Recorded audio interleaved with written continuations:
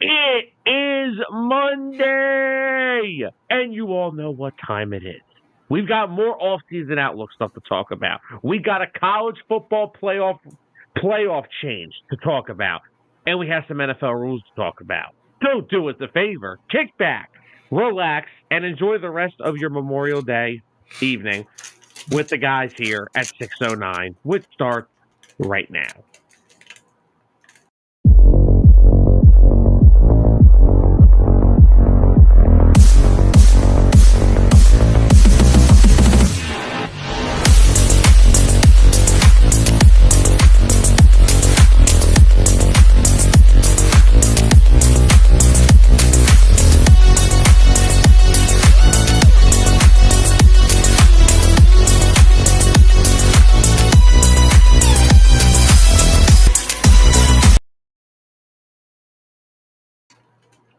And welcome in, everybody, back to another edition of 609 Sports Talk, live here on Facebook, live over on YouTube. And, of course, if you do not catch these shows live, go check out Spotify every Wednesday when these episodes drop.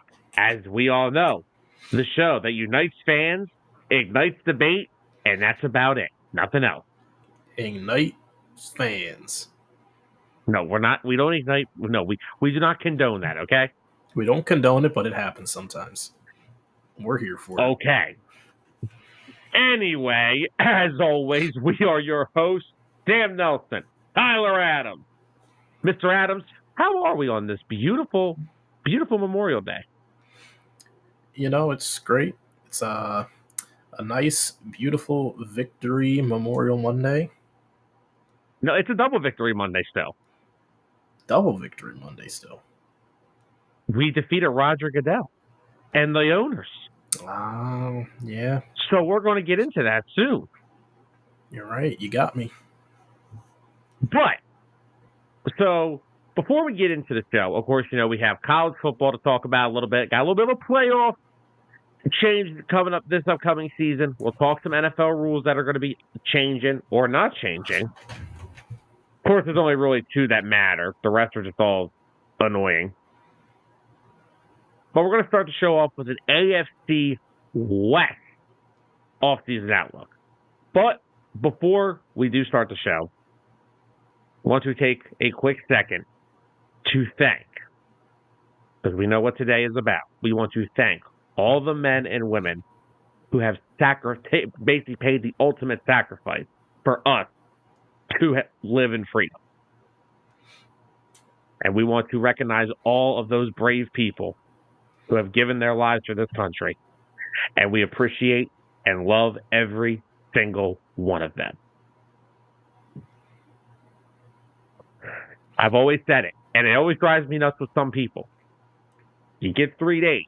Remember why you get it. Mm-hmm. Yep. Unless you're an essential worker like me. I got none, but it's okay. But no, just want to come on here before we start the show and thank all the men and women that have fought for this country and have given their life for this country. And we appreciate them every single day. All right, Tyler, we're going to talk some AFC West to start the show. There's been a lot of activity in that division. Oh, there has. Of course, you still got the reigning AFC West champs, the Chiefs. I can't say Super Bowl champs no more because they're not that anymore. But, you know, they're probably in the most successful time of that franchise's history. Yep. You got teams like the Raiders who have been active, drafting Ashton Genty, trading for Geno Smith, drafting Brock Bowers last year. They've been very active. Bringing in Pete Carroll. It's been a very active offseason over there in Vegas. Oh, yeah. You got the Broncos with Bo Nix, his emergence as a first-year quarterback, a rising defense, Sean Payton at the helm. Then you got over there in L.A., you got the Chargers with Jim Harbaugh, Justin Herbert, all that talent that they have, kind of turning the clock back on the modern-day NFL. We'll talk about it in a second. So, Tyler, I guess it's time to start the show with the famous question. Who is the biggest competition to the Kansas City Chiefs in the AFC West? Mr. Adams, the floor is yours. So I think this answer has to be pretty obvious and synonymous for most people.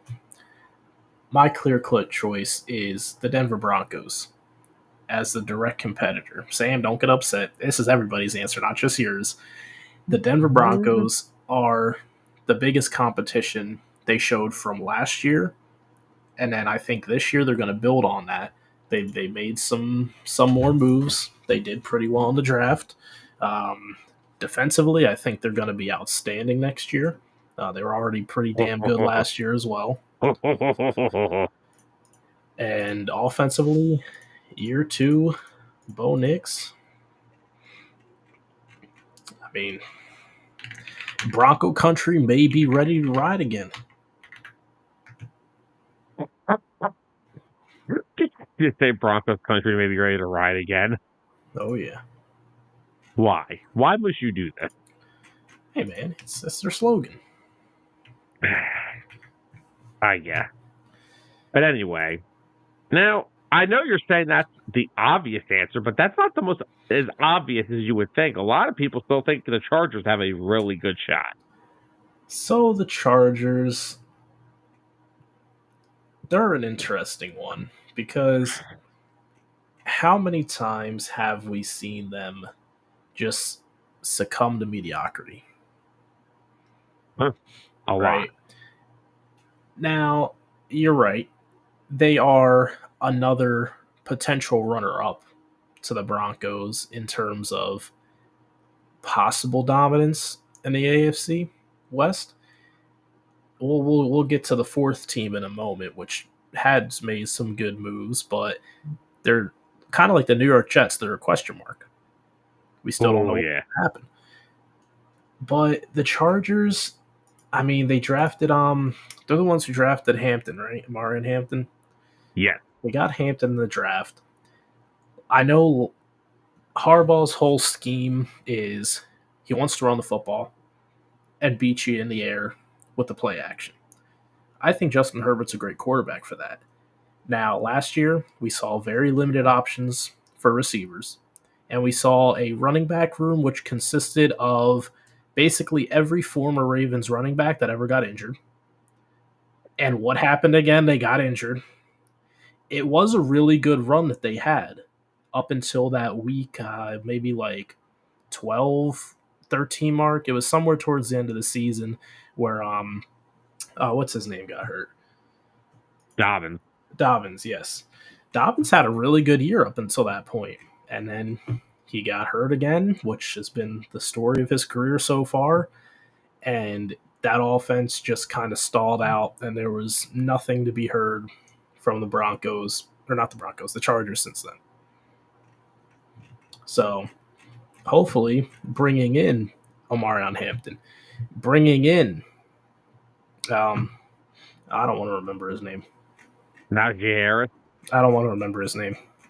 What did he ever do? What? Okay. But no. I don't understand the hate that Najee Harris gets. I really don't. I said it to you before. Najee Harris is in probably the best situation with a run-first head coach to probably have the best year of his career. Now, I get what you always say. The dude's had multiple 1,000-yard years rushing in the NFL. I feel like that isn't something, it's helpful, but it's not something that makes you a star running back anymore. I feel like it's very commonplace for these run first teams where, yeah, your running back's going to get 1,000 yards. No, Tyler, I don't say that because he's just a 1,000-yard rusher. I mean, he has been a 1,000-yard rusher all 4 years of his career in the most anemically ran offense in the NFL, which is whatever the hell Mike Tomlin runs. That's my point. Again, an offense that runs the ball a lot. because they haven't had an answer quarterback since Ben Roethlisberger retired. They run the football because they stink at everything else. Yeah, so that also goes into my point pretty damn well. He's had 1,000 yards because he's had to run the football so much. But you know what my problem with Najee Harris is? I don't hate the guy. I really liked him coming out of the draft. I thought he had a lot of potential, and he's still got a shot to achieve it.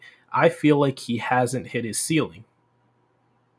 And I feel like that's what I've been waiting for. And it didn't happen with the Steelers. All I saw was a guy who, okay, cool, could run for 1,000 yards, but when you watch him play, you see a lot of mistakes. And you see a lot of blur vision, so to say, as far as finding different running lanes. So I mean, I Okay. remember him coming out of college. He's a big part of that Bama offense. I don't know who else was on that offense at that time. Might have been Let, Tua. let me let me ask you this one, Tyler. Okay, let me ask you this one. Okay, can we agree about the fact that the Steelers are easily one of the worst ran offenses in the NFL over the past 5 years? Could we agree with that? Yes. No matter how good they are at the end of the year, no matter what their record says, every year, if they're a playoff team, they're the worst offense in the playoffs. Do we agree with that? Yes. Do you agree? Just answer my question. Do you agree that player development in the NFL is key to a team's success? Yeah. How am I supposed to trust that group, that team, that organization, that team's assistant coaches on the offensive side of the ball to develop the issues that Najee's had? I mean, I look back to other running backs who had success out of the Pittsburgh system. Now, granted, their coach, aside from Tomlin, their coaching assistants are probably a lot different than they were back then. But, still, I haven't seen Najee Harris achieve his full potential. Now, like you said, and like I said as well, going to a team, playing under Harbaugh, I think he has a real good shot to be even better than just 1,000-yard rusher. I agree. What's up, And Carol? what's up, Carol? I want to miss Carol's comment. Look, I'm not saying Najee Harris is going to be like to the Chargers or Saquon Barkley or Derrick Henry or to their new teams. I'm not saying that, but he's going from an offense that has no clue what it's doing 14 out of 18 weeks out of the season, including their bye week. Even though their bye week, they don't know what they're doing. Now he's going to a team in the Chargers who, like you said, look what J.K. Dobbins did last year before he got hurt. They have a track record of having some pretty solid run games under Jim Harbaugh, no matter where he is. Go find it. Michigan, ran the ball well. San Fran, ran the ball well. Chargers, run the ball well. So I like the two-headed monster approach with him and Hampton. I think Hampton's going to be a stud in that offense. I do too. I still think Travion Henderson was the second best running back in this draft, and overall, I feel like they would have clashed because Najee Harris is a pretty powerful runner. Najee Harris coming out of Bama, I honestly compared him sort of to Derrick Henry. Now, and that was only as far as like size, power, and potential ability. Clearly, Derrick Henry saw that potential a lot sooner so far.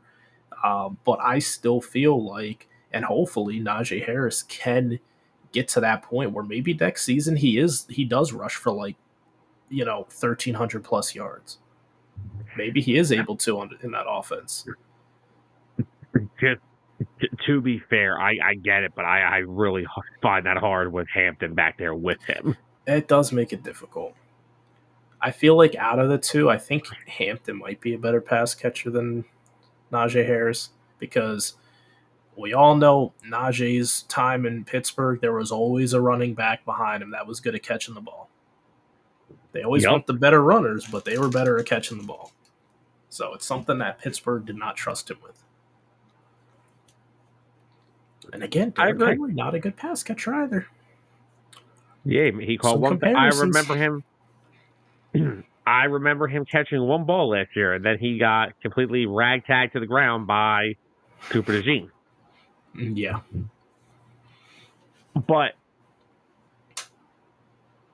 see, the problem here is, right, both, if you look at the Chargers and the Broncos, actually, this has to be the most experienced head coaching division. This has to have the most experience amongst head coaches in this division. You have Andy Reid, Sean Payton, Jim Harbaugh, and Pete Carroll. Yeah. This has to be the most experienced division in terms of head coach. It has to be.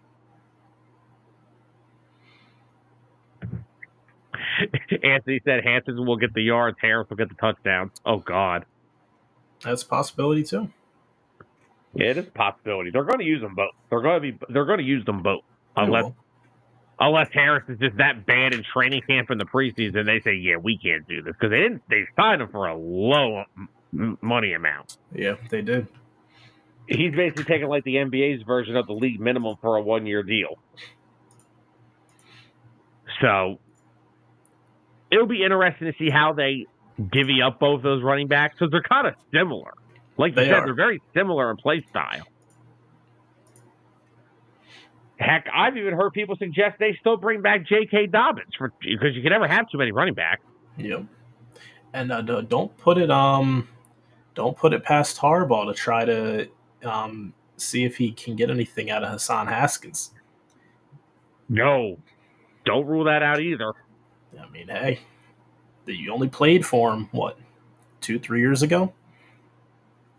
Not that long ago. Now he's currently positioned at 3rd on the depth chart. Never know what could happen with that.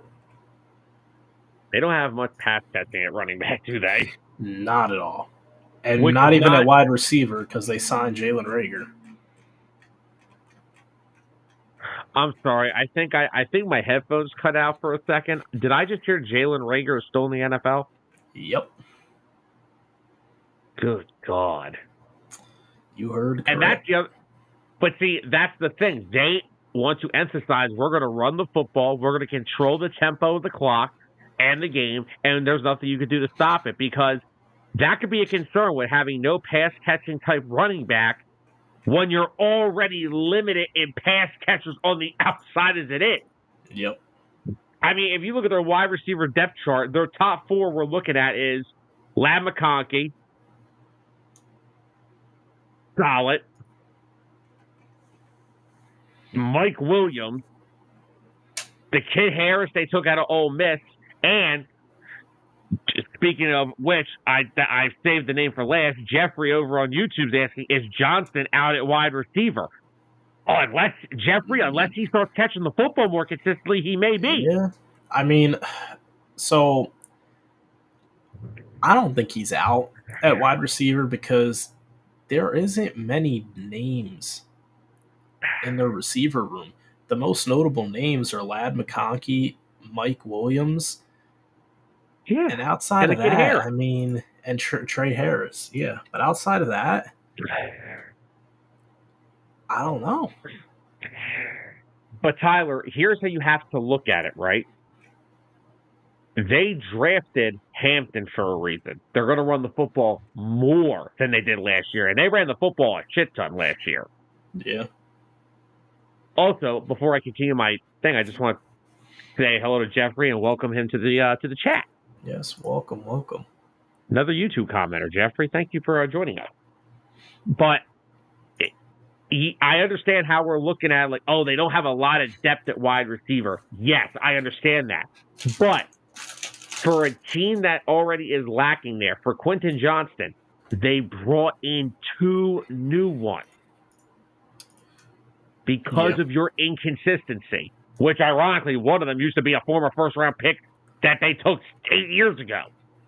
And Mike Williams. Now, look, Mike Williams is probably 3 bad weeks from getting cut, so I don't want to say that he's going to come in and light the world on fire, which he probably isn't.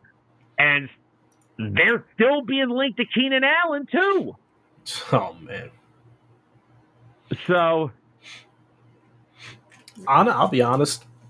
What I think the possible rotation could be like for the Chargers with their current roster right now, Lad McConkey in the slot, Trey Harris is playing outside, and it's either going to be Quentin Johnson or Mike Williams on that opposite side of him.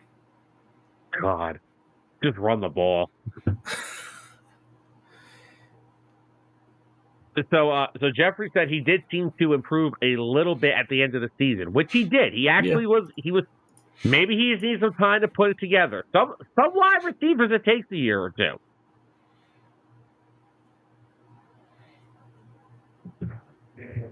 And Anthony, I'm glad you brought this up because I was just about to get to this. She said, so you're a high-paying quarterback, you're teaching him how to hand the ball off. Well, Anthony, here's what I want to ask you. I can either teach him how to hand the ball off to my running back, because the last time I saw my quarterback in a big game, he handed the football to the other team 4 times. That's the problem here. This is why. Because can we be real about something, okay? The Chargers should be the answer to this question. They should. They should have been first for some years. Because first off, no, I don't think there's anybody who loves Jim Harbaugh more than me. I may be one of the biggest Jim Harbaugh guys in the world. Except I despise him in Michigan, but I'm a Penn State fan. That's just in my blood. I hate Michigan. I hate him in Michigan, but that's normal. But Jim Harbaugh was a good coach in the NFL. It's just his time at San Fran was over. He wanted a break. He went back to the college level, did a lot of winning down there, and now he's back. He's better for the NFL when he's here. He runs I love Jim Harbaugh. I love Jess Minter, his defensive coordinator, who he brought from Michigan. That Chargers defense last year, through all the banged-up players, they played well. They kept them in a lot of those games. The problem is I can't trust the quarterback. I have to hear – now, I'm not going to start getting into this because we'll be here all night. I have to hear the national media talk about my starting quarterback if we can trust him. But no one bats an eye to the quarterback that throws 4 picks in a playoff game. No one says a word. It happened. Yeah. Because remember this, Bo Nix is going into his 2nd year. Justin Herbert's going into what, his 5th? Yep. And Tyler, from previous years, you should know this. Nobody is a bigger Justin Herbert supporter than me. He's got all the tools. He's got the size. He's 6'5". He's got the arm. He's got a cannon. The problem is, what in the only 2 times I've seen you in a playoff game, you blew a 24-point lead and you threw 4 picks. Both against teams that were not better than you. Yep.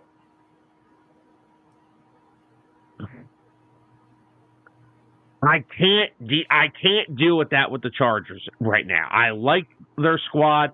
I can't deal with the fact that Justin Herbert has had 2 playoff games, and they're 2 of the worst playoff moments you'll ever think. Yeah. I mean, because Justin Herbert, a few years ago, we were having the discussion of him as, top 3 quarterback in the league with Patrick Mahomes and everybody else. And Josh Allen, Joe Burrow. Yeah. But now it's kind of just like they've all experienced more success than him. They've played better in big moments. Yes, Josh Allen still hasn't made it to a Super Bowl yet. Not all of the fault of his own doing. And the same thing with Lamar Jackson. Losing those games, not all to the fault of his own doing. Mark Andrews, thank you. Oh, boy. And Joe Burrow's made it to a Super Bowl.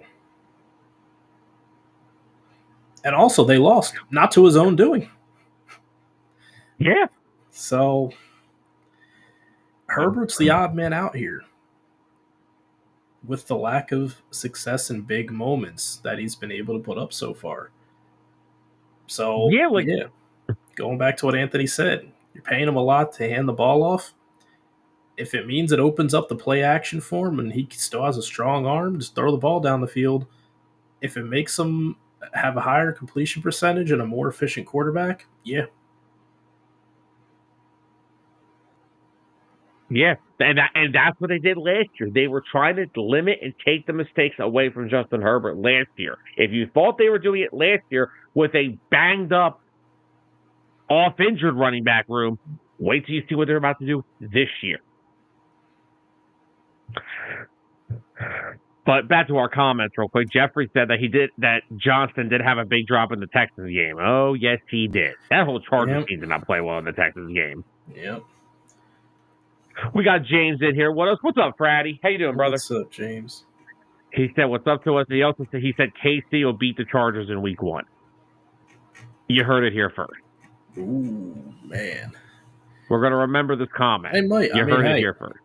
Sour taste in their mouth from Super Bowl. They're gonna be back healthier than they were. I don't know. Chargers, beware. Fratty also said that Josh Allen will finally make a Super Bowl this season. I hope he does. I hope he does too, but there's so much talent in the AFC this year. I don't know who to pick. Yep. But no, but back to what we were saying, like, I just don't know what to make of the Chargers. I could see them being as much as a 12-win team because I like what they've done. I like their defense still. They are going to run the football like crazy. They showed you that because not only did they go out and freaking draft Hampton, sign Harris, they also signed Mekhi Becton, who was one of the better run-blocking guards last year in football. Yep. Go back to every big explosive run Saquon Barkley had in the playoffs, and most of them are behind Mekhi Becton. So, I don't know what to make of the Chargers, and strictly comes down to the quarterback. Because I like you, but I don't know if I can trust you.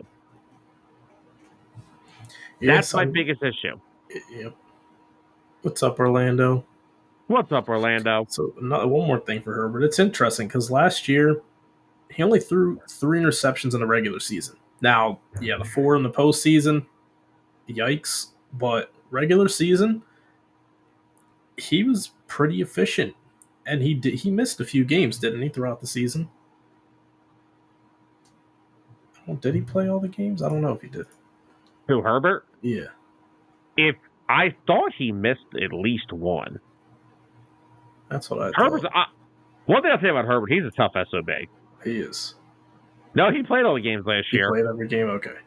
Yeah, all 17 he did. I was thinking back to 2023. But yeah, almost 4,000 yards passing, 23 passing touchdowns, 3 interceptions. He wasn't terrible, but it's that postseason game. That's what it comes down to. Well, and again, clearly the run game was dominant throughout most of the freaking year, so the numbers were going to go down, but that's fine. It did wonders for guys like Jalen Hurts last year. Oh, Jeffrey, don't worry. We're getting to the Raiders. They've had an interesting offseason. Jeff, thank you for subscribing to the channel, too, by the way. We appreciate it. That's actually a live breaking news. We have just, live on air, hit 170 YouTube subscribers. Let's go. So, Jeff, thank you, and you're the freaking man. Fratty said that the Eagles-Chargers game in December could be a big game. I believe the Eagles will win. Fratty, I wouldn't pick the Chargers over the Eagles if you paid me.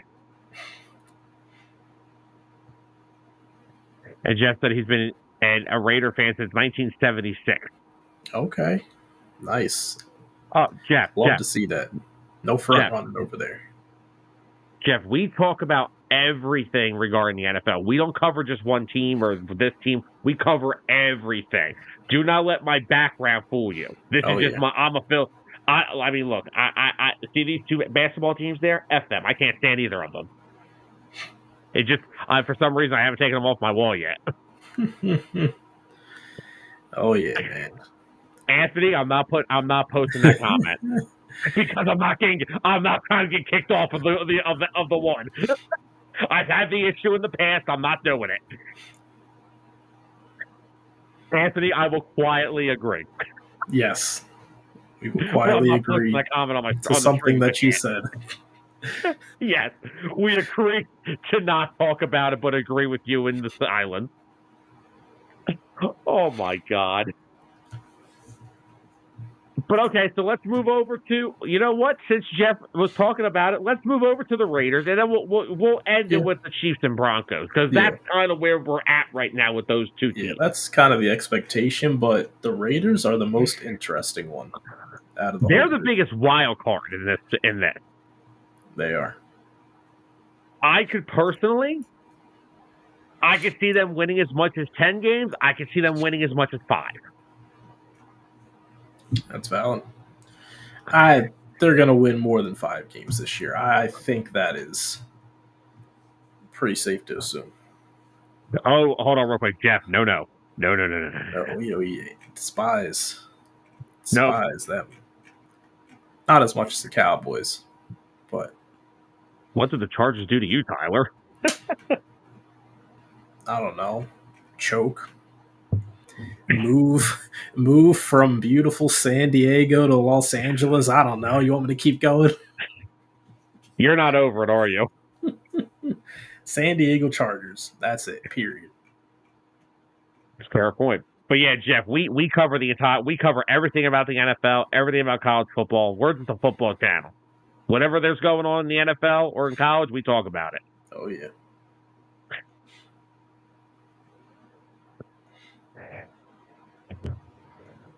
And Anthony said the Raiders are not winning 10 games. Anthony, how do we know this? Anthony's got a track record of saying stuff and it happens. Stop it. It cost me a World Series once, okay? I hate to acknowledge it, but I mean, damn, Anthony. Brady just said he subscribed to the YouTube channel as well just now. Let's go. Thank you, James. James, we appreciate you. We appreciate all you guys. You guys are the freaking best. Best fans in the podcast business. Oh, yeah. We got a great fan base. So, back to the Raiders. Let's talk about it. Let's start with what they did at quarterback. All the question marks surrounding, was Aiden O'Connell going to be stuck starting for a year? What in the world are we going to do? Can I just cut you off? They did something at quarterback. They got a quarterback. They did. And not just any quarterback. They got a quarterback who, since he's been in Seattle, has proven himself as a starter in the league. Last year, he was 4th in the league for passing yards, 4,300 passing yards, 21 passing touchdowns. He did throw 15 interceptions, which was horrendous.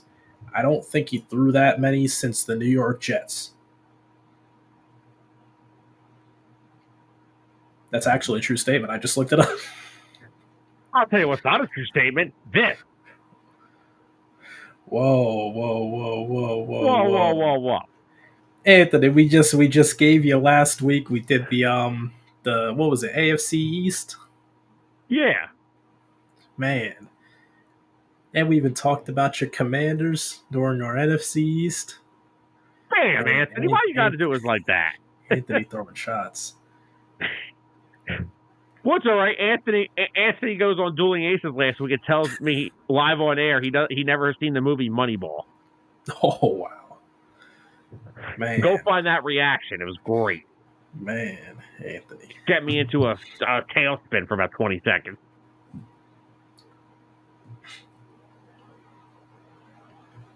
But if we're looking at the Raiders, here's how I'm looking at it.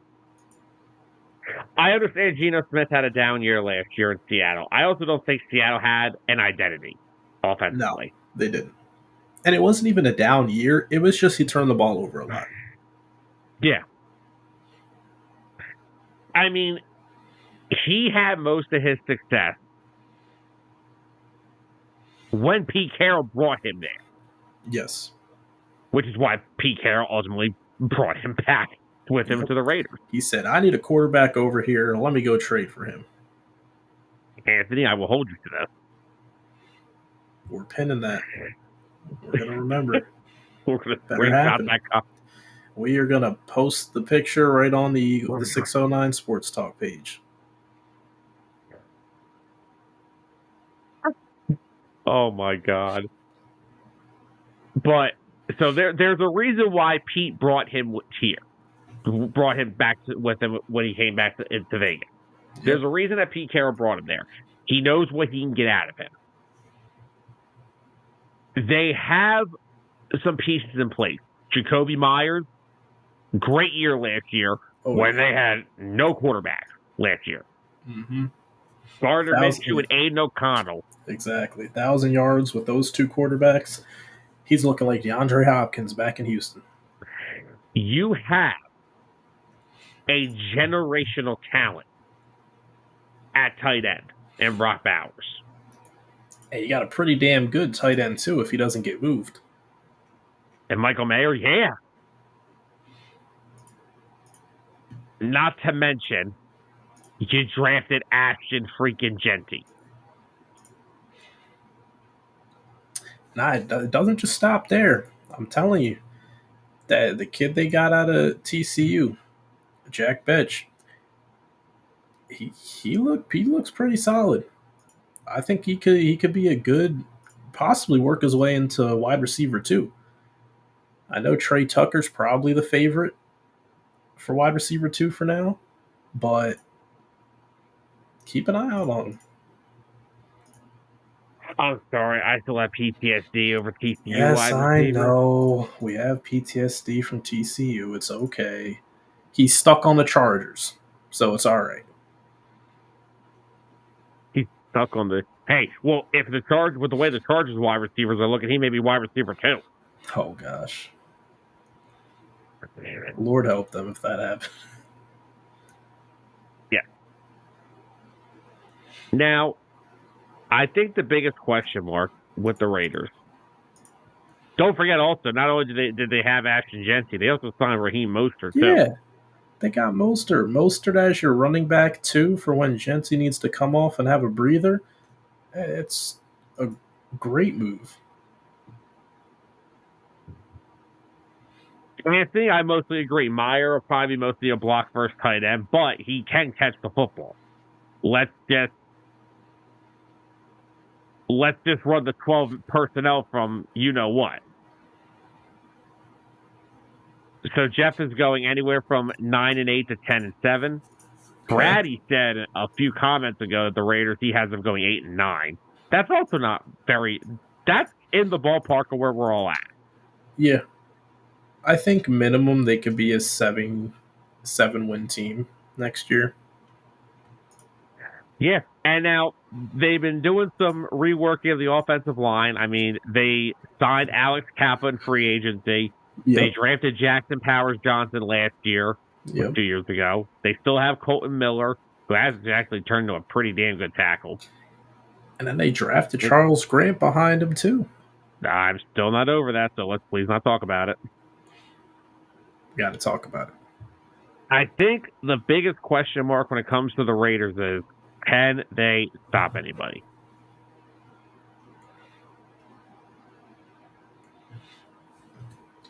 That's where I'm at with the Raiders. Is their defense going to take a step forward? Yeah, I mean, Max Crosby, you know what you're going to get out of him. Of course you do. Then you got Christian Wilkins, who, did they just bring Wilkins in? He signed with them last year, but he's still recovered. He's now, remember, he only played 5 games last year, and because of a foot injury, and as of right now, he still has not returned to the practice field. Yep, I saw.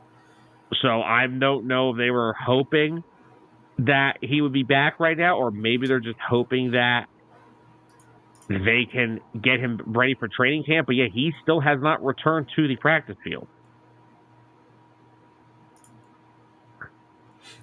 Then they also brought in Jeremy Chin this offseason. Oh God, Jeremy Chin. They brought in the former Eagle great Devin White. Oh man, maybe Devin White still got something because they let him go from Tampa because he was having a down year. Maybe he just didn't fit Stout's system. You mean Fangio's system? Oh yeah, Fangio's system. Tyler's the biggest Jeff Stoutland fan. He just thinks he coaches the whole damn team. Yeah. No, I haven't had any coffee tonight. That's why. No coffee. But no, you are right. They did bring in Jeremy Chin. They brought in Eric Stokes from Green Bay. Yeah, it's not. Their secondary is nothing to write home about anywhere you look at it. Nah, it's not. So they're probably banking on Max Crosby with 13 or more sacks this year. Not sure if that's going to happen. Fair enough. Well, I mean, when you're a team like the Raiders, when you left last season, you had nothing going for you. You have to start somewhere. Clearly, they want to start this offseason fixing the offensive side of the football. It's an offensive-driven league. Yep. So now you have a Geno Smith, you have an Ashton Genty, you have a Brock Bowers. You're starting to put together a nucleus around the offense. The defense, Max Crosby clearly didn't want to leave, so that's why he re-upped. But hopefully, we're sitting here in a couple of years and maybe the Raiders figure something out. Yeah. Because they're good. The Raiders have the potential to be a solid team this year. They do. Now, yeah, we're not saying they're going to win the division. They're still quite a ways from that, but they're not going to be a team that people take lightly or laugh about this year. They're going to compete. Yeah. Even against good teams, they will compete in those games. It'll be close. Yeah. So now the only unfortunate thing for them is that they literally have the worst. They're a part of one of the most loaded divisions in football. Yes, they are. That's the problem. They are loaded in a division that is just full of experienced head coaches and a bunch of top tier freaking talent. Yep.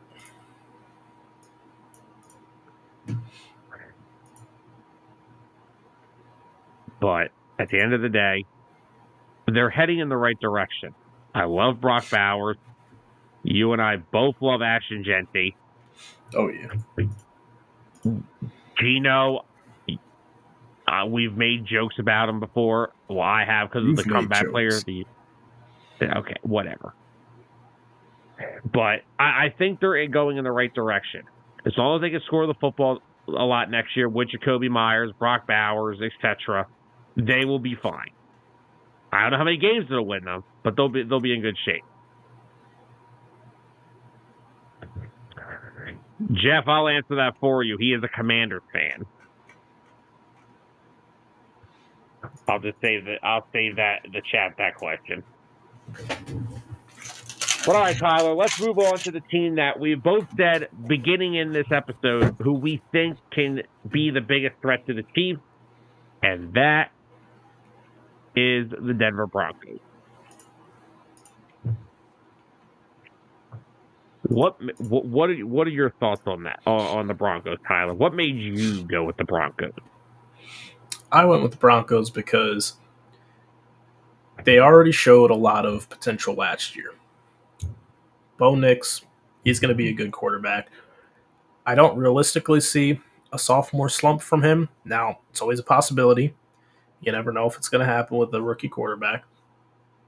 But you also surrounded him now. Still has Cortland Sutton. Marvin Mims Jr. played a good role for them last year. They also brought in one of the kids that they drafted a couple of years back, Devon Vele. He might be in line to be their third wide receiver. But the biggest addition that they had was Evan Ingram. Yep. Bringing in a tight end with the quickness and pass catching ability that Ingram brings just opens up the arsenal of what Sean Payton can call for Bo Nix. And they still have a very good offensive line with McGlinchey, Miners, their center Wattenberg, Powers at left guard, and Garrett Bowles at left tackle. Garrett Bowles has developed into a very good left tackle. He has. Took a little bit, but hey, it sometimes takes guys some time, man. For a first-round pick, you hope it's a little sooner than that. Fair point, but you know what? Some guy, hey, it's either I'd rather have it happen late than not happen at all. True, very true. All right, Anthony. I don't know if are you like asking this as like a funny joke, as in like how was he as good as he was year one, or where'd he come from college? Because if you're asking that, he came from Oregon. Mm-hmm. And everyone clowned it. It was the worst pick they've ever seen. But yeah, I got Mel Kiper telling us that no one knows how to evaluate quarterbacks in this year's draft. Oh man! But the only thing I've thought and sat here with the Broncos is the only notable offensive additions they did bring in were Evan Ingram, and they drafted R.J. Harvey out of UCF in the draft. Yeah, I'm a little surprised they didn't go more into a bigger option at wide receiver or even at running back. I think Harvey's gonna be a really good running back, but I'm a little surprised by it. Yeah, I mean, I feel like they kind of had to. They were a little constrained with what they had to work with in the draft, and I mean, it's not like there's the best receiving options out there on the free agent market.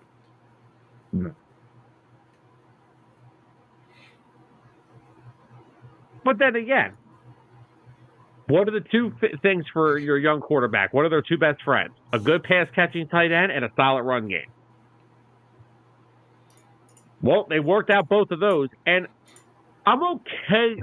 A part of me is okay with what they did in terms of kind of keeping together the same offense almost that they had last year. Like we said, they brought Ingram in, they drafted Harvey.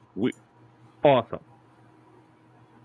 They did draft Pat Bryant in the draft. Yep. They had Troy Franklin make some plays last year. Cortland Sutton had a solid year. You brought up Marvin Mims. Maybe they just don't mind. They don't mind keeping this group together. Let them build up a chemistry together and see if someone can stand out. Yeah. I like the approach that Sean Payton's going for here. Yep. Build team chemistry, instead of just constantly changing up the roster. Yeah. But we already know what the bread and butter of the Denver Broncos is going to be. And it's going to be that young, up-and-coming, damn near, that's probably the next version of the no-fly zone, that damn defense. Mm-hmm. Yep. Where do we start? I mean, where do we start? You got Pat Surtain, who just won Defensive Player of the Year. Probably shouldn't have, but he did. Got to bring it up at some point. They did sign Hufanga, who I think is going to be a great addition to the safety group. Oh.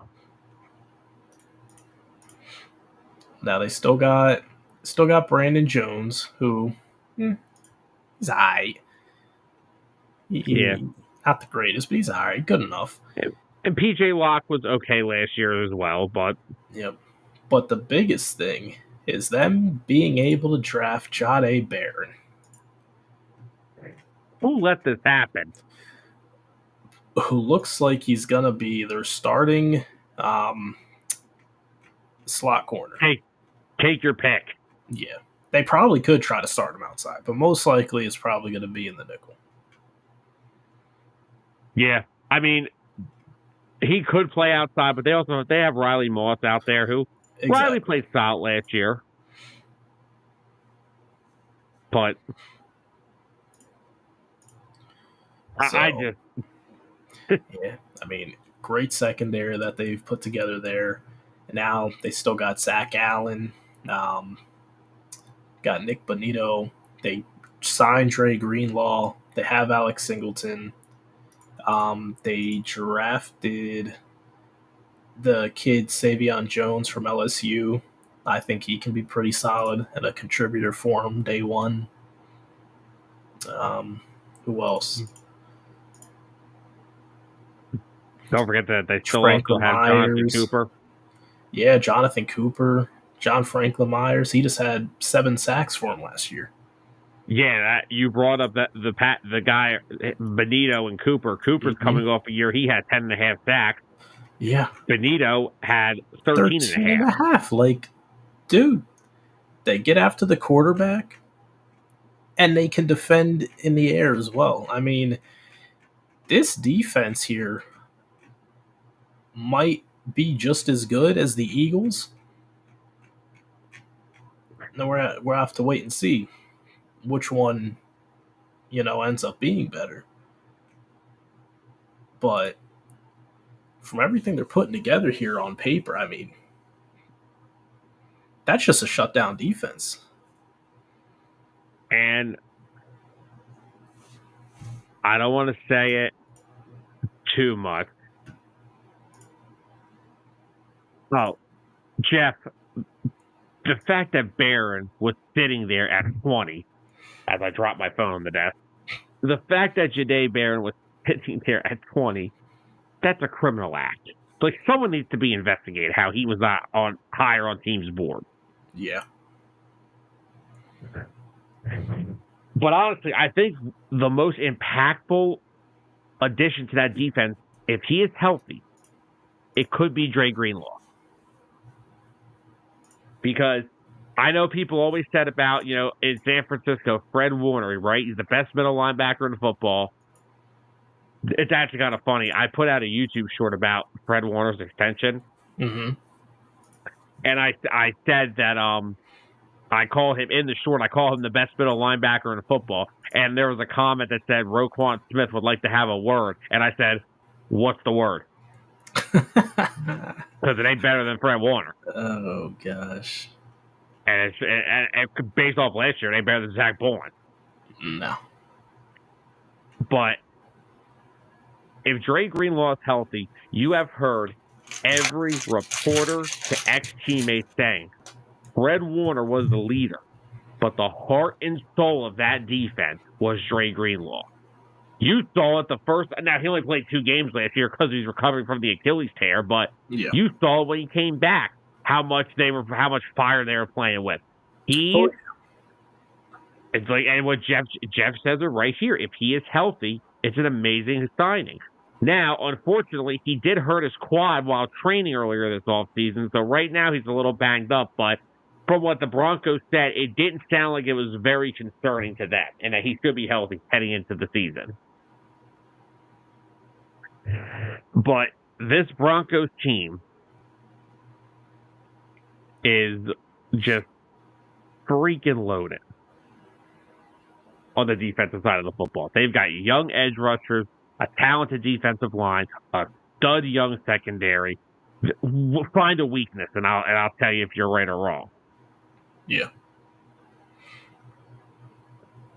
Because I have no idea where there's a weakness on that team. And again, you know what? I know we were talking about it. Why didn't they make it emphasis to go out and get a bigger number one weapon for their offense? Like I said, I think it's team chemistry. Let those young guys work together. Evan Ingram's a fine addition. Evan Ingram proved when he's healthy, he's a very valuable piece to an offense. Go ask Trevor Lawrence. I think a lot of Trevor's struggles have come because Evan Ingram has not been on the football field. I think Evan Ingram has been a huge loss to the Jacksonville Jaguars in their pass game over the last couple of years. I think they should have tried a little harder to keep him. No, they tried to cut him. Well, they revamped the whole thing. They got rid of him. They got rid of Kirk. They got rid of everybody. They got rid of. They released Gabe Davis 1 year after signing him. No shocker there. Nah, that's not a surprise. But I think this is them having the full confidence in Sean Payton, which why wouldn't you? Yeah. But it's them showing how much they believe in Bo Nick. Like, hey, we don't have to go trade for a Tyreek Hill, nor should you. We don't have to go out and sign Devontae Adams. We trust this guy with this group, and he can turn this group into a solid group of pass catchers. And R.J. Harvey, I don't know if he's ever going to be a 3-down running back in the NFL, but I'll tell you one thing he is, and he's a home run hitter. You give him the hole, and he hits it, he's gone. Yep. Another running back prospect I watched play Colorado that just reminded me that, man, Shiloh Sanders stinks. Clearly, I have a problem with Shiloh Sanders. Since every time we talk about anything that has to do with football, I bring him up. But anyway. UFL or CFL star Shiloh Sanders? Well, he's with Tampa right now. The Bucs did pick him up. Oh, God. We'll see how long he makes it. Fair enough. But yeah, I like the direction the Broncos are heading. Good young defense, solid young offense. They got the quarterback in place. The offensive line's in good shape. And you got Sean Payton, man. What else could you ask for? Yep. And then, Tyler, I guess it leaves us to the team that I guess we're still saying right now could be the favorites to win the division. I think they are the favorites. I mean, the Kansas City Chiefs, they've been the team in that division for how many years now? I don't know. How old was I when Mahomes was drafted? Oh, man. I'm trying to find out. Because literally it's been ever since then. Let's see. 2017, so let's say 2018. Probably the last 7 years. Oh, my God, I'm old. We know. But, all right, yeah, Tyler. The Chiefs, I mean, Patrick Mahomes. The offense kind of had a down year last year. Granted, they were banged up a lot. They were kind of thin to begin with as it was. But yeah, they still found a way to be the best team and made their way to the Super Bowl. Andy Reid, one of the greatest coaches of the generation. So they got that going for them. Patrick Mahomes, one of the best quarterbacks of the generation. Now, trust me, I have plenty of things to say about Patrick Mahomes, just like everyone else, plenty of opinions. But at the end of the day, there's just some things you can't deny with him. Agreed. They're still rolling with Isaiah Pacheco as their main running back. Got Kareem Hunt there. And they did bring in Elijah Mitchell. Now, granted, that's where I was going to go. Elijah Mitchell hasn't played a full season in his career. So you got to look at it. What Elijah Mitchell are we getting? I think you could ask that question for all three of these running backs. That's valid. I don't think they have a legit answer at running back. But then again, they like to pass the ball. I'll tell you this. Isaiah Pacheco came back way too early from that injury last year. Yes. I understand that you're trying to get to the Super Bowl. I understand you're trying to three-peat. I get all that. But now, the fact that not only were you not their RB1 even when you came back last year because of that fact that you just weren't playing well, They Yep. brought back Kareem Hunt, and they still added Elijah Mitchell. So it's going to be a very interesting situation with the Chiefs running back room. It will. And But at the end of the day, we know what they're going to do. We know what they're there to do. yeah, They are there to pass the football. Losing Rashee Rice as early as they did last season, it hurt. that killed them. It really hurt them.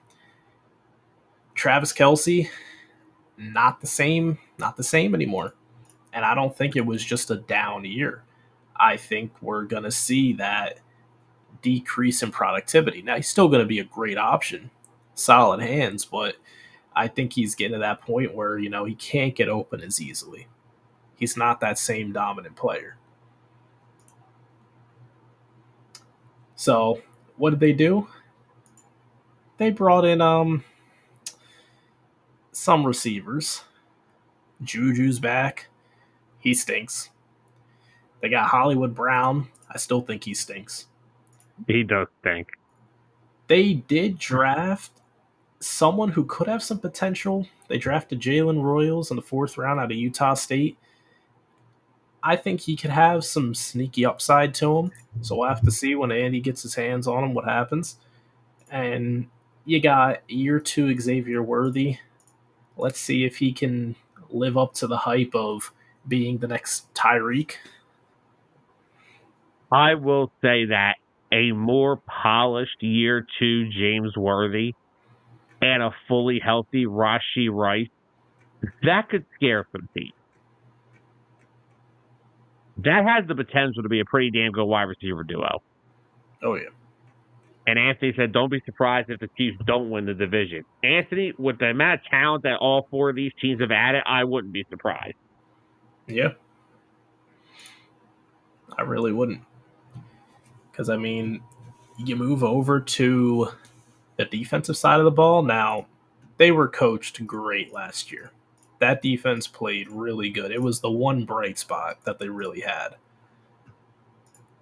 But I still think the Broncos have a better defense than them all around. I don't disagree. But they still got Karlaftis. 8 sacks last year. Chris Jones doing his thing, 5 sacks, forced fumble, disrupting the run game in the middle. Still got Nick Bolton, linebacker. Yeah, Nick Bolton. Drew Tranquil, still playing very solid. Tranquil, yeah, solid. Not the greatest pass rushing threat. It's kind of a drop from Karlaftis. There really is no second, how we looked at the Broncos and they had, one guy 13.5 sacks, another guy 8 sacks, another guy 7 sacks. It's just pick your poison who's getting after the quarterback. They don't really have that. But they still do play well as a unit. Now their secondary, on the other hand, I feel like it's a rotating door. Even when someone plays well for them, they still seem to be moved at some point. It's literally Trent McDuffie and the scrub. Yeah. Trent McDuffie and who else? Now, I will say they did draft Noah Williams. Yes. Out of Cal in the 3rd round. I think he is a very good corner. So I think that could definitely be a potential fill in there. They also signed Christian Fulton, who had 51 tackles and an interception last year for the Chargers. So yeah, they're clearly trying to fix their corners because I'll tell you right now, Jalen Watson ain't it. No. They gave Jalen Watson so many chances, and the dude's just a bum. Yeah, now he's famous for the most death-defying deep ball in Super Bowl history. But yeah, that Chiefs secondary, it's a concern. They don't have much. They don't have a lot of talent back there. Yeah, they don't. They definitely downgraded on defense. They downgraded areas, but honestly, they did also draft Omar Norman Lott out of Tennessee, and I'm highly pissed off about it. Yeah. Norman Lott, he's going to be pretty solid. Yeah, so that's another weapon you can add next to Chris Jones, which Yeah. what we don't need. And Mike Pennell is pretty solid, but I mean, Norman Lott's probably going to be coming for his job within the Oh next yeah, year. well Pennell's a nose tackle, so Yeah. See, if they're looking to just go pure overwhelming pass rush, Norman Lott, Chris Jones. But in all fairness, the Chiefs' biggest issue that they had to fix this year was their offensive line and their left tackle position. Mostly, they have not had a left tackle capable of doing anything forever. Now, they did sign Jalen Moore away from the 49ers. Jalen Moore had only started a handful of games. Wasn't a full-time starter. Yeah. However, they got in what my opinion is the best value in the first round. I think the Eagles and the Chiefs had the two best first-round picks in terms of where they took these players. Yeah. Josh Campbell should not have been there at 31, and barring that injury in last year's college season, Josh Simmons should not have been there at 32. The Chiefs may have fixed their left tackle problem, finally. Yeah, I agree. Now, the question is, do you think they're going to try to start Simmons at all this year? He was cleared before he got cleared, so. The only reason I say that is because they're paying Jalen Moore $15 million a year. Moore will start the beginning as they get Simmons up to snuff. Yeah. Okay. But that's about it. What's up, Georgie? What's up, Georgie?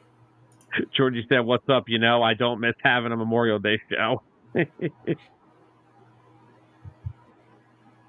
But no, I do like the idea of Moore starts the season, and then you integrate Simmons in later. Or, I mean, it's not like your guard spots are much better. Honestly, I was going to make that suggestion. Try to start him at left guard over Mike Caliendo. See if he can transition. Someone's got to transition because that line needs a lot of help. They're solid at the tackle and center, but at the two guard spots, what the hell? Just what the hell? Yeah.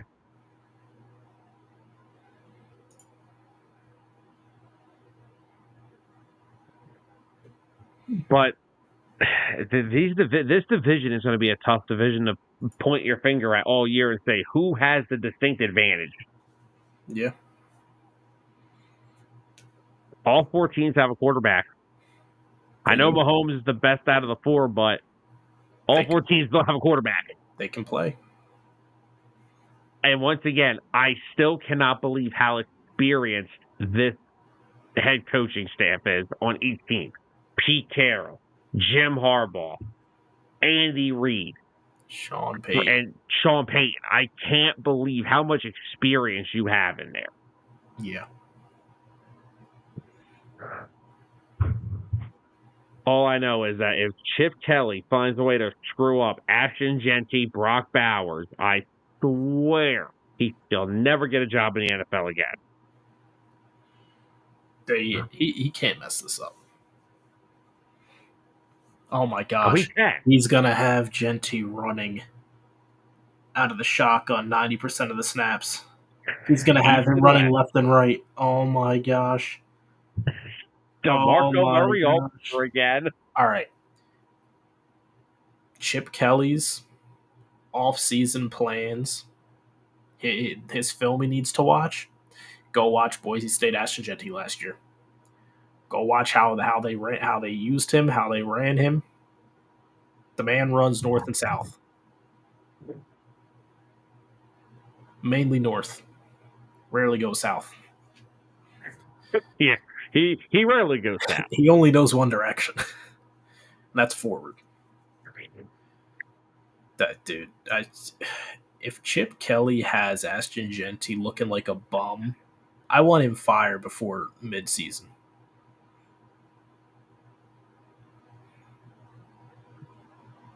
So Ashton Genty enters the league with Chip Kelly, who traded away the all-time leading rusher in the history of a franchise, and a guy who decides to throw the football at the 1 yard line in the Super Bowl. Oh my god. God, Man. this On could second this thought, could the get ugly. Raiders might be cooked. Sorry, Jeff. Sorry, Jeff. I wish Damn you all the best. Yeah, let's hope Chip Kelly doesn't decide that Raheem Mostert has more potential than Ashton Genty. Oh, please stop. Why are you doing? Why?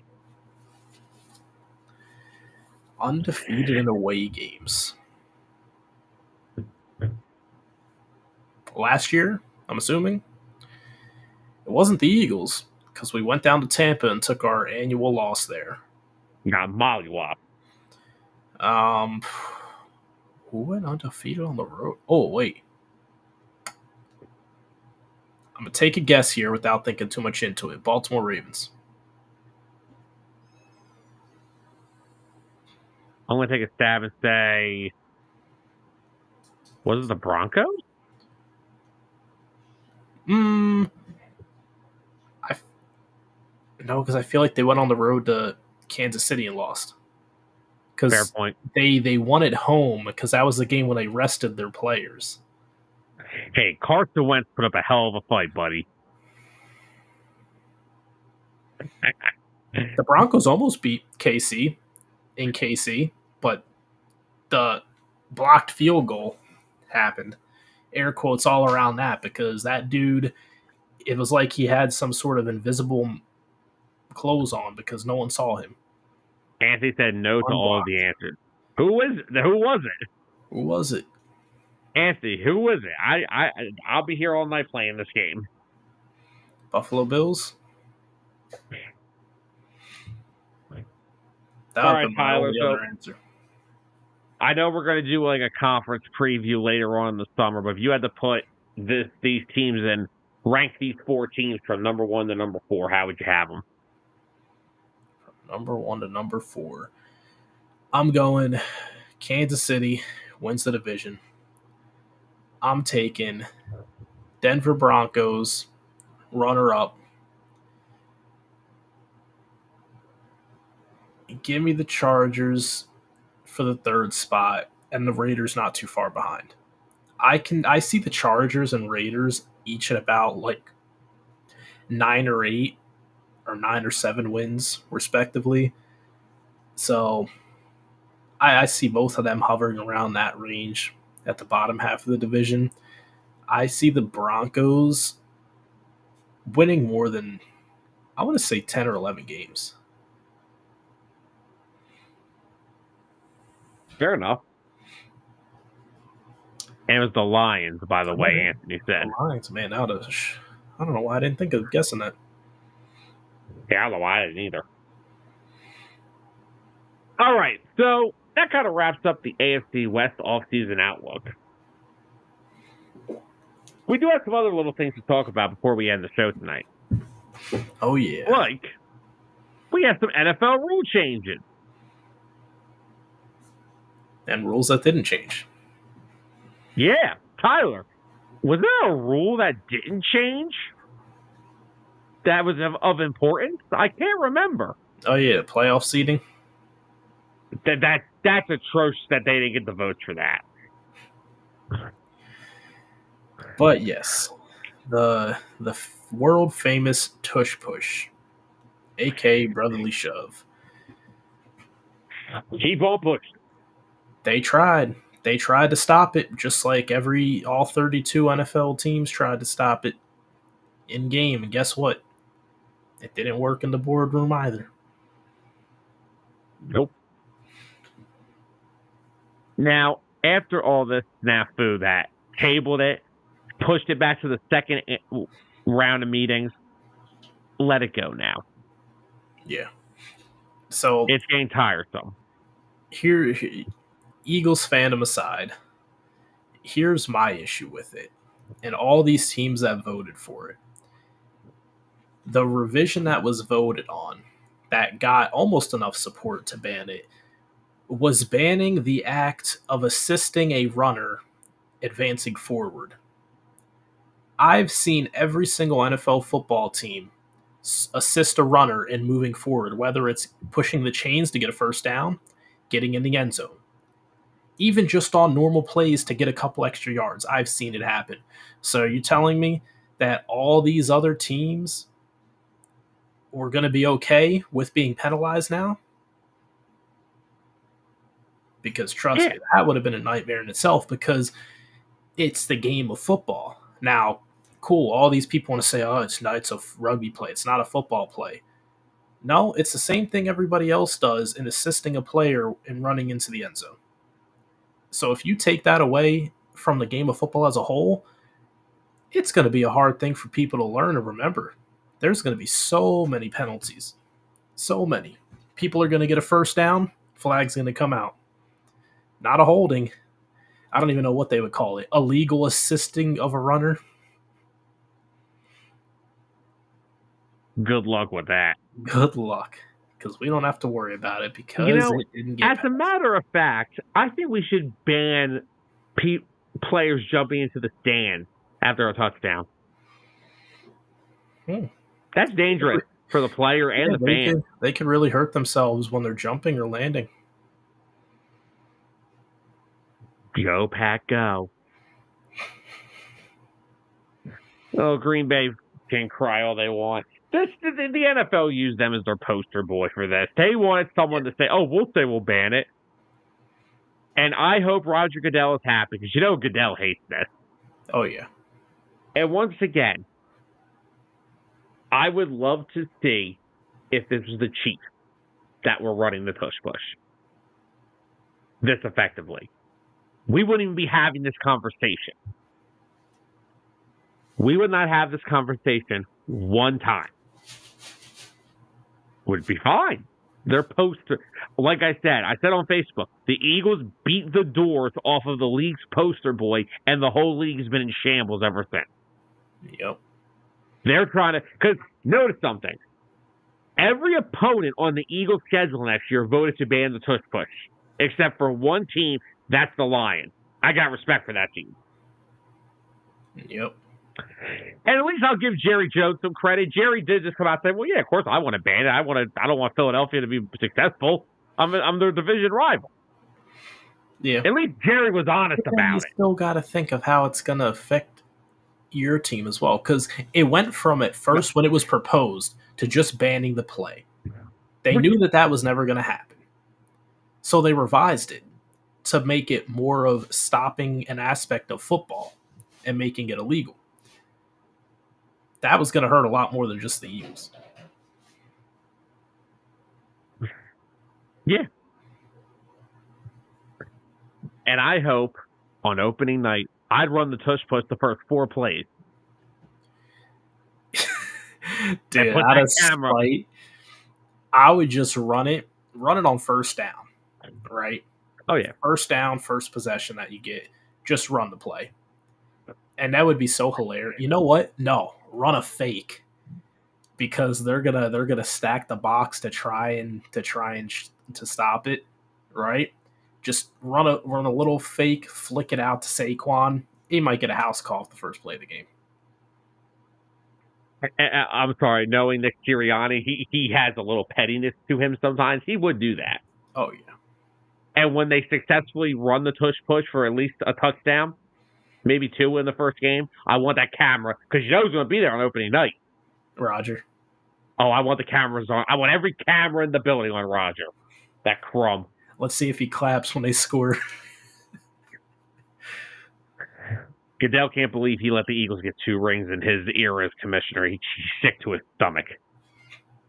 But again, and like I said, like you said, if they want to come out and say, okay, the tush push from now on is an illegal formation, okay. Because of player safety. Still not true, but okay. But then you revised it to make the proposal even more ridiculous. You can't. So if my guy gets to the outside and he's stocked up, how many scrums do we see between like 10 offensive and defensive linemen? So that who's getting that penalty? With 5? So as far as I can remember reading the proposal, it had nothing to do with multiple defensive players pushing guys. So you're telling me that you can, so instead of, you having a few offensive linemen to come help out the running back that's getting mauled by 4 people, he's just going to have to get bulldozed. Sorry. It's over. Yeah. That's what I didn't like about it. That's what I didn't understand about it. They don't understand it. They don't know what they were talking about the entire time they were trying to ban this thing. And every single owner that voted to approve it, they all just looked at one thing: we have to stop Philadelphia from doing it. They didn't think about how it would impact their own team. And I got into multiple arguments about this subject on YouTube, on Facebook. Oh, it is a rugby play. No, it's not. The starting tackle for the team that executes it perfectly is a former professional rugby player. He even said it's not. Let it go. Because guess what? You got to still deal with it. Forever and ever and ever. So guess what? Get to the drawing board. Think of some new ideas. Chris Jones, you're not allowed to think of new ideas. Frankie Louvu, you're not allowed to think of new ideas. They're banned from... Frankie Louvu's an idiot. All right, well, first off, for the people that are like, oh, well, Chris Jones got hurt on the tush push. No, Chris Jones got himself hurt because he tried to line up sideways. Because tell me, in any professional football player's career, at any level of the game, have they ever been told to line up sideways?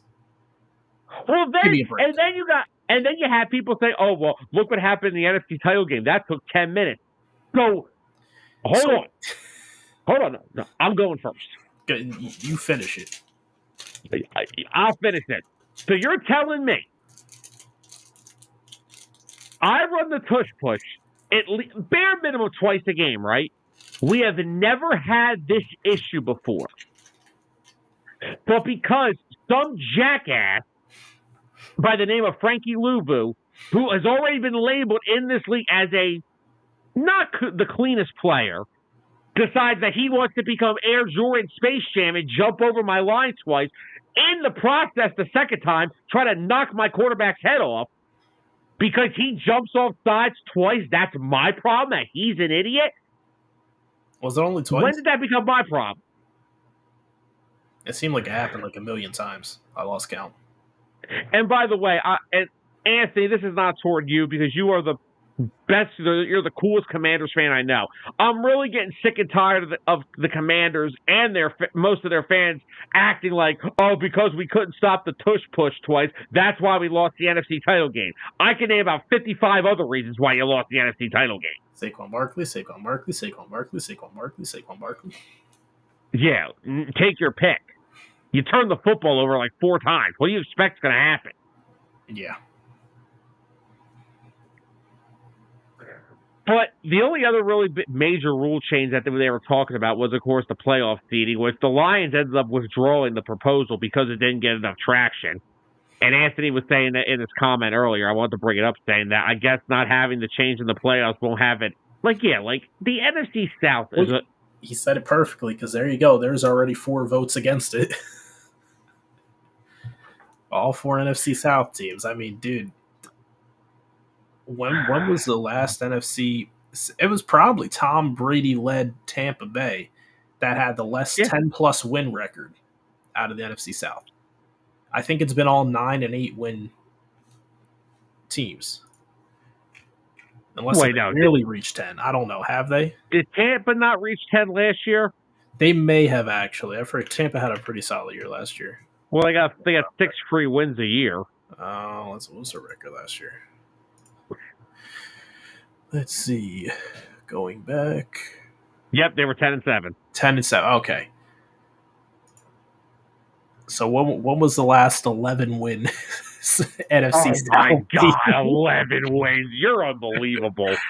Hey, I'm trying to find the number here. All right, I got to support my case. But yeah, I mean, you're talking about 10 games won the division.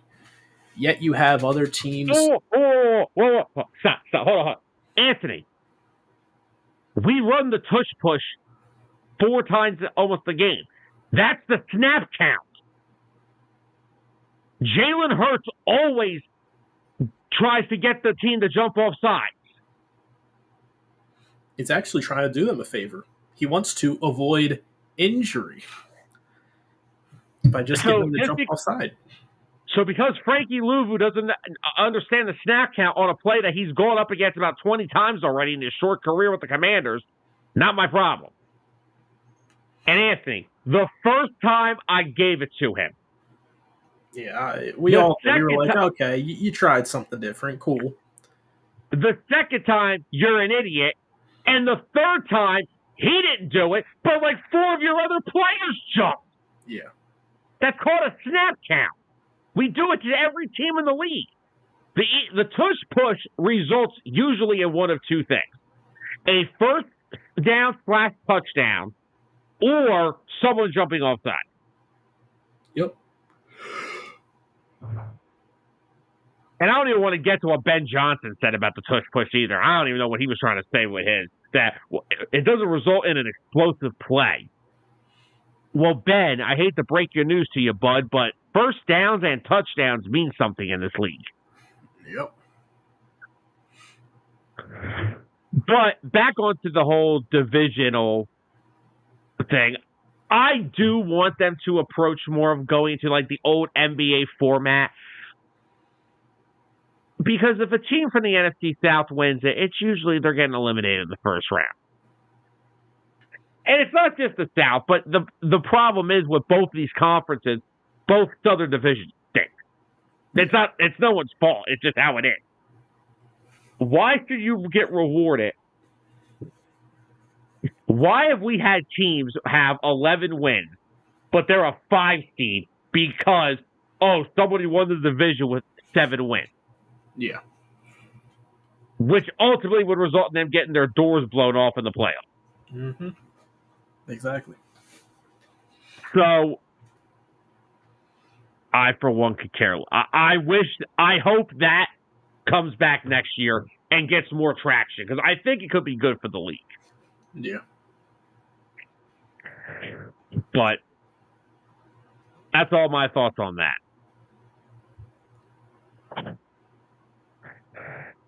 But, Tyler, before we do get out of here, we do have some breaking news out of college football. We haven't had a lot of college news for a few weeks now. Yeah. So, last week, Adam Schefter and ESPN reported that the 12-team college football playoff will move to a straight seeding model this fall, rewarding the selection committee's top 4 teams with the top 4 seeds and a first-round bye. What are our thoughts? Honestly, it's the way that it should have been from the beginning.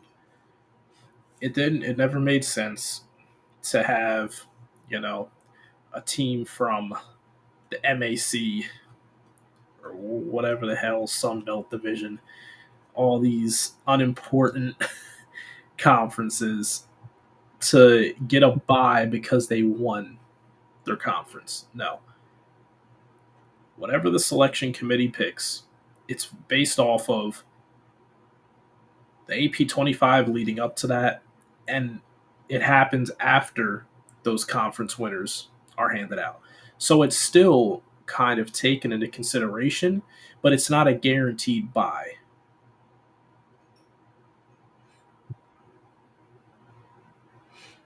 Yeah, he's right. Oregon did. They had a tough gauntlet. I didn't like that. And honestly, I don't want a first-round bye. That's too much time not playing. That's too much time off the football field for me. Yeah. I'd rather play in the first round. Well, then don't get seeded 1 through 4. Drop the Penn State could be a 5. I'm perfectly okay with that. Yep.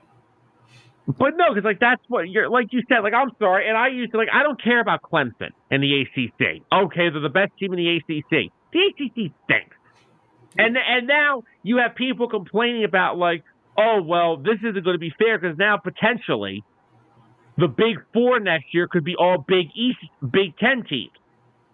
Whose fault's that? Yeah. And that's just people playing what if. I don't think that's true because Texas is going to be in the top 4, I'm pretty sure. Without a doubt. Honestly, Clemson might find themselves wandering around the top 4, maybe just on the outskirts of it. Maybe an SEC team comes in and sneaks back into the top 4. Maybe Bama gets better. Maybe LSU. We don't know. Georgia again. Yeah, maybe Georgia. Hey, maybe Carson Beck leads Miami to a playoff berth. Oh my gosh. I went too far. You went too far. I think the two of the Big Ten teams you're going to see next year, it's going to be Penn State and it's probably going to be Oregon. Don't sleep on Michigan. Yeah, definitely don't. With that kid, they just brought that 5-star quarterback in. Do not sleep on Michigan. And even though they've lost a ton from their national title team, Ohio State's going to be in there in some way. Exactly, because Ohio State's one of those schools, they're going to have the next kid up. They're going to be exactly. They're going to have their new stars coming in, and yeah, they'll be fine. But I like it because instead of the top 4, it's still going to be based off of their performance in conference games. That's going to be somewhat weighed into the factor, but it's still going to go off of strength of schedule the whole season and wins and losses. Anthony, they won the games they were supposed to. Look, the AP is going to screw the top 25 up every year, so good luck trying to disagree with that. Like, Penn State lost to Ohio State. We dropped, 5 spots. But then Ohio State lost to Michigan. They only dropped, 1. Yep. Again, Anthony. Iowa State made it in. Jesus. Oh, yikes. Well, and again, that's the Bama people. Oh, we should have been in. You lost. That was what Alabama fans were. Well, we should have been in. You lost to Vanderbilt. I don't think Alabama would have put up a better game than Iowa State. No, they wouldn't have. Call me when you got Nick Saban back and your team is able to compete again. Yeah, I don't know. The AP top 25, no one's ever going to be happy with the 25. And with the 12-team playoff with the committee, good luck. They're going to manage to screw it up anyway, so.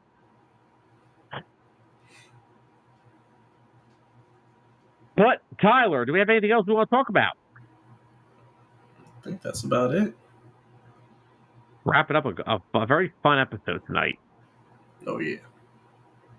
Well, alrighty then. Guys, want to thank everybody for joining us tonight. Another fun-filled episode here of 609 Sports Talk. Had a nice AFC West talk about the outlook of that offseason. Talked a little bit about the push-push. Talked a little bit about the college football playoff here at the end. We'll be back same time next week, Monday, 7 p.m. What division outlook we'll do next week, you'll have to come back to find out. So, guys, we want to thank everybody for joining us tonight. We hope you all had a safe 3-day holiday weekend, and we hope you all had some enjoyable times with your friends and family, and we hope you guys enjoyed tonight's episode. Carol, have a good week to you as well. We'll see you guys all next time. Hope you all enjoyed, and we'll see you next Monday. So, for Tyler Adams, I'm Sam Nelson. Good night, everybody.